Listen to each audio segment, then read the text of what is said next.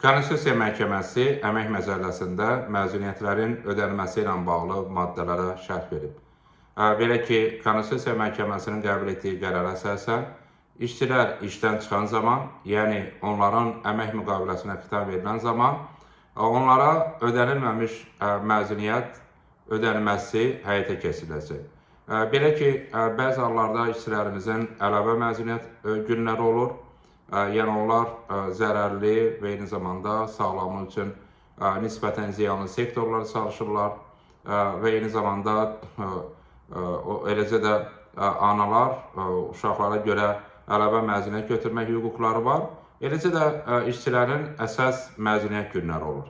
Yəni bəzi hallarda işçilərin əlavə məzuniyyət günü, amma bütün hallarda bütün işçilərin əsas məzuniyyət günləri olur.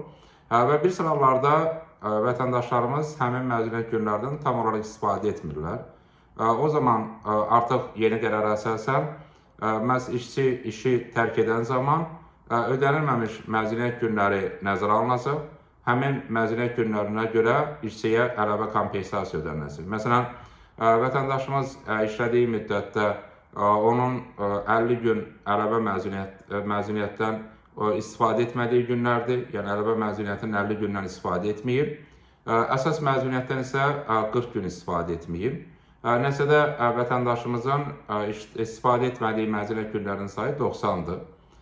Əgər həmin vətəndaşımızın məzuniyyət günü üçün ödənilən haqq 50 manatdırsa, bu halda həmin vətəndaşımız işdən ayrılan zaman ona əlavə olaraq 4500 manat kompensasiya ödəniləcək.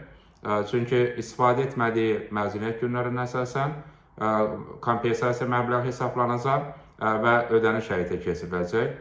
Bu qərar artıq Konstitusiya Məhkəməsi tərəfindən qəbul edildiyi üçün artıq qüvvəyə minib və təbii ki, bu o demək ki, dəyişilmir. Və praktik olaraq, əgər əvvəllər əlavə məzuniyyətə, eləcə də istifadə olunmayan məzuniyyətə görə ödənişlər olmursa, artıq yeni qərara əsasən həmin məzuniyyətə görə, məzuniyyət günlərinə görə vətəndaşlarımıza kompensasiya ödəniləcək. O baxımdan işdən çıxan vətəndaşlarımız işlədiyi müddətdə məzuniyyət günlərindən istifadə etməyibsə və ya məzuniyyət günlərinin bir hissəsindən istifadə etməyibsə, həmin günlərə görə kompensasiya alacaqlar və kompensasiya həm dövlət, həm özəl sektora əhatə edir və vətəndaşımızın əmək müqaviləsi xitam verilən zaman, yəni onun işdən çıxan zaman həmin kompensasiyanın ödənilməsi həyata keçiriləcək.